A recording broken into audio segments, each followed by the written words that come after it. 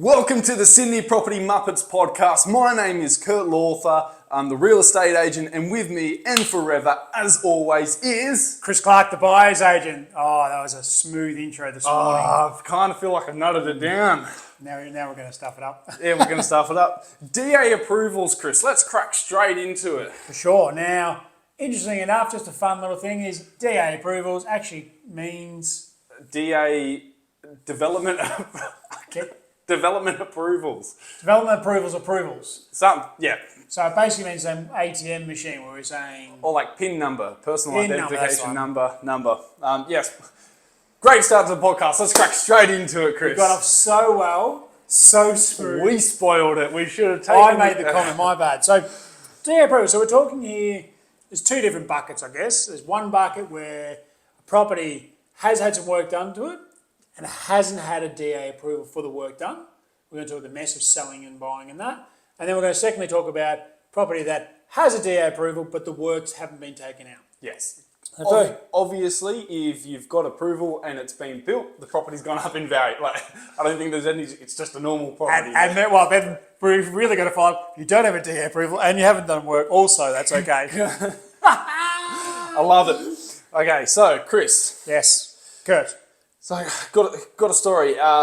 Sometime in the past, I've done a appraisal on a property. Yep. On a home, and they've had some renovations, great work done to the inside. Out the back, there was an approval for a granny flat, let's just say, which was approved. However... Okay. And was there already a granny flat? Or? There was already a granny flat. Okay. However, they also extended it a bit, and also popped in, I believe it was even extra bedroom or extra bathroom. Yep. However, those two things, the little extension and the extra room, whatever room it kind of was, were not approved. Right. And then they were contacting you to then sell this property? Is that where your interactions? Potentially, yes. Potentially looking, okay. Yes. So they are looking at selling, but and I just want to go over the perception in that for the vendors who are likely to sell and the perception from the buyers and just sort of what the outcome could be from that. Yeah, I guess the essence is you can sell a property that's had work done to it without DA approvals, but it's meant to be completely transparent, and basically most buyers, in general thumb is you shouldn't buy them, but we're in the Sydney property market as we know and love, and opportunities aren't always straightforward, so you need to take what comes up.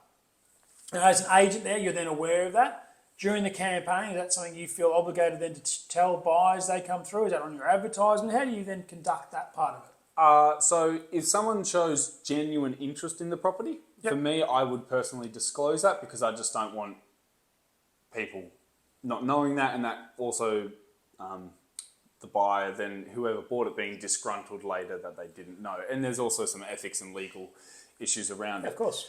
I wouldn't... Let's imagine a different property.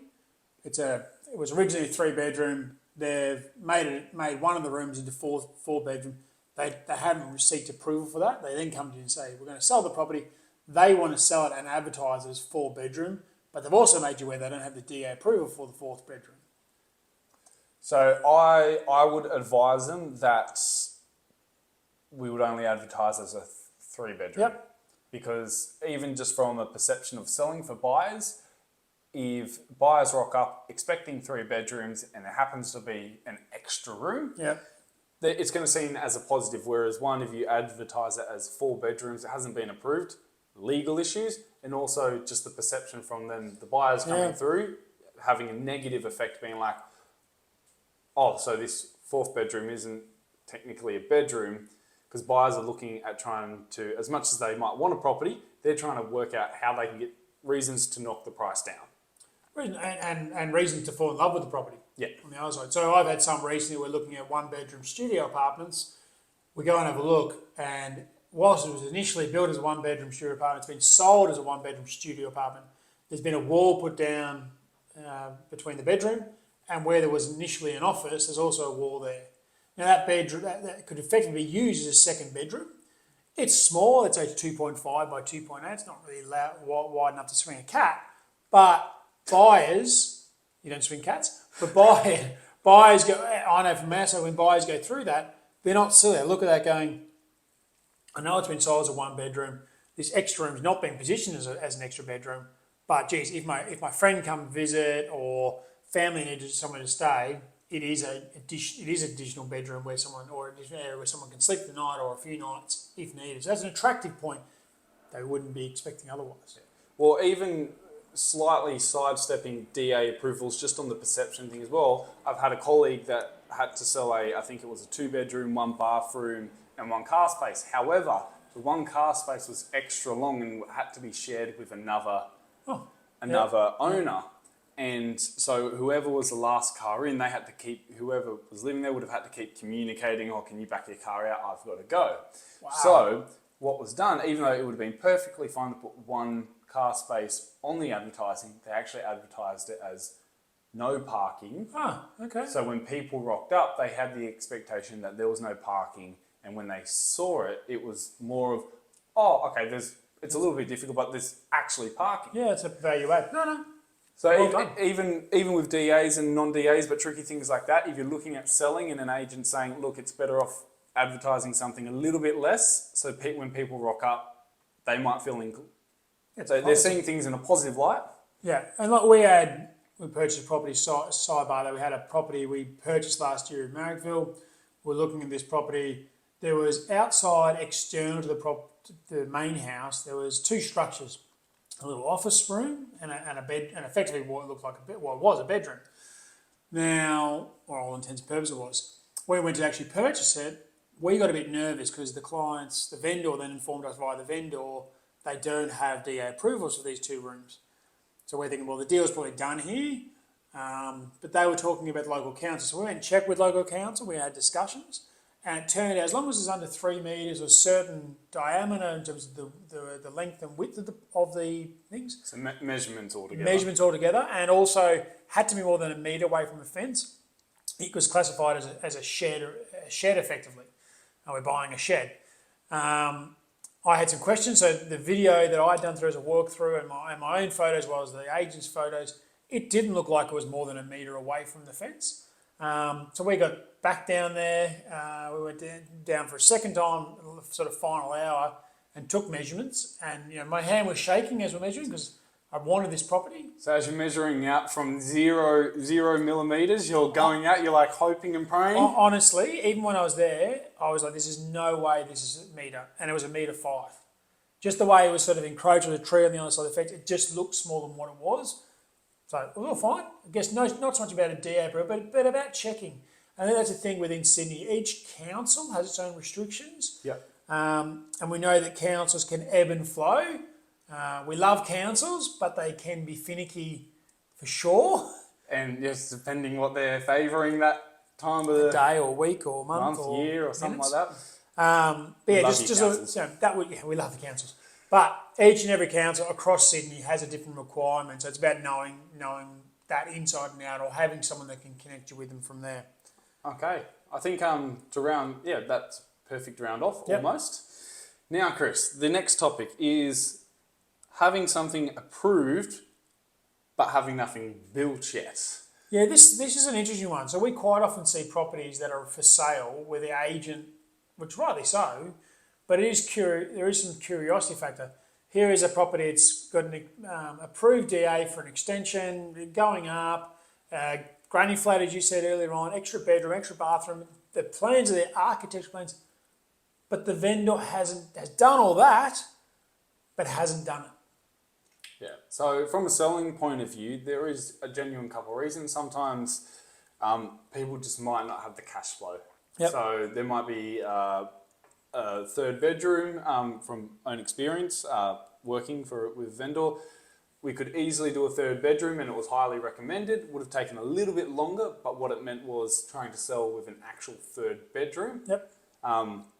Because we had seen previously advertised the similar layout advertised as 3 bedrooms, but the 3rd bedroom was not a 3rd bedroom. It was not. Yeah, basically wasn't. I'm with you. Yeah. The next stage was to get all the approvals, and that would have been better than what the first part was. And then the next stage above that was to try and get it actually built. So then we got 3 bedrooms there, and you're selling a 3 bedroom. Unfortunately, that didn't go through, but we still got all the approvals, all the documents. Yep. And from a selling agent, it's much easier to sell that rather than just being like, oh, you could potentially get a third bedroom. We can say a third bedroom can be built here, and that way we can push for a higher price from a selling agent. Well, the thing if I put my, as I always do, buy sort of eye on, it devils in the detail and how you find out and everything else. So we also know that councils can take a long time for DA approval. So just because something approved, it might have been submitted 4 or 5 years ago. Yeah. And it was for the teenager who's now no longer living at home.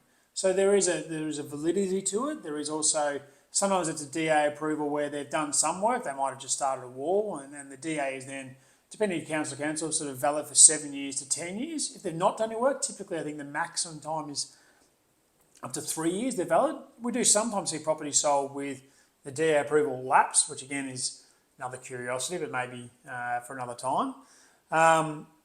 But when we look at the properties that are, with DA approval, probably there's probably 2 sets of buyers. I think there are buyers out there that will go, "Yep, I want to buy a 2-bedroom with the ability to put a 3-bedroom. So I'm hopefully buying close to 2-bedroom prices, thereabouts. It's attractive with the DA approval, but hopefully I'm not paying a 3-bedroom price. Yeah. So I'll buy that and look at the work. And there are other ones out there going, I look at the plans and it's not how I would do it. Yeah. So now I'm buying something with plans that I don't want to approve. Now, one of the really simple tricks, or again, devil's in the detail, is you can buy it, you can start the work as it is architecturally drawn, and then during that time, you can then submit changes to council, and those are actually generally expedited and more often favourable in my experience. So if you want to build, there is that tip. If you're trying to build something and it's just a granny flat and it's 1 room, get the DA approval for the 1 room, make it nice and simple. During the build, you might then say, well, now I want an additional room on the side. That's actually not a guarantee, but it's actually easy to get that approval during the build than if you do it prior. They're like, oh, it's a granny flat and an additional room and bathroom, and oh my God, no. Yeah, so I think in terms of all that, what we've just spoken about, definitely for your own individual circumstance, reach out to your trusted advisor. So you're actually doing the right thing, because different councils have different rules, different laws and all that. But there's just some good general advice in nature. Before we get to 3 quick cues, we've got one final one. So we did have one with property was advertised with a DA approval, and we went and saw the property, and the DA approval was only valid for another 7 days. So it was one of these bizarre situations. Well, why did you even advertise that? Because when we're going to settle, it's going to be passed. So devil's in the detail. Definitely do everything thoroughly through the way. Yeah. Well, to sum it up, I guess if you're looking at from a selling perspective, you always want to look at how is this firstly legally going to be advertised, ethically going to be advertised, and going to have a positive feeling for the buyers. And that perfectly can be done. If the 4th bedroom's a bit suspect or whatever it is, or granny flat, it's better off, I guess, as a general rule of thumb, probably not advertising, or advertising what is definite, so then it's positive when buyers come through. I couldn't agree more. All right, 3 quick questions. So this is our time of the podcast where we go through and ask each other 3 questions. Yep. General rule of thumb is we can't defend them. The first one is definitely on property. Last one's on personal. Who knows what the second one's on? Short and sharp responses overall. Maybe we can give a bit more flavour with the first one because we don't want to lead people astray. Yes. You starting or I starting? Who are we going? I'll start. Do your clients like DA approved properties or not, as a general rule of thumb? Yes. Yes. Yes. If you have a property and has a lapsed DA, is that something you are likely to put in the advertisement or not? Generally. I probably wouldn't. Okay, nice. On you, my friend. What is the most popular coffee your buyers bring through property inspections? Popular coffee? Yeah. Like long black? What do you mean? Cappuccino, flat white. I only care about mine really, and flat white every day of the Hot week. chocolate flat white. I do sometimes ask my clients if we are going inspecting together what coffee they like, and I will pick them up. No nice touch. Should we go through? Outside of the Sydney Property Muppets, let's really exclude that from this question. What's your favourite property podcast? Can I have 2? No. You can mention the second one, but we know which one the first one is. I'm going to say the property couch. Thought you would. What was going to be your second one? Was going to be $1 Million Agent by Tom Penos, John McGrath, and oh god, I forgot the. Got the third wheel. I forgot the third wheel. That's okay. It's usually the most popular, actually. No, he's not anymore. Your go. My last question: would you rather have hands as feet or feet as hands? Hands as feet. Hands as feet. Okay, I like it. This is a callback to a previous episode. Cricket, spin or pace bowling? Which one are you? Oh, pace. Pace. Slow pace. Do I have pace when I bowl? Is a different story, but Very good. All right. Well, that brings us towards the end. As we always say, our advice is general in nature. Please seek professionals. Reach out to Kurt and myself for a private conversation. We can definitely help out on that front. Otherwise, thank you for dropping by. Yeah. And I was just going to add on top of that, if you know someone that just needs that extra bit of property advice or they're not sure, get them to listen to us, or there are some really good other property podcasts out there. The main thing is we want to educate everyone in the market to make better decisions is what we're really after. So Sydney Property Muppets, like it, follow, all those good things. Thank you. Enjoy your week.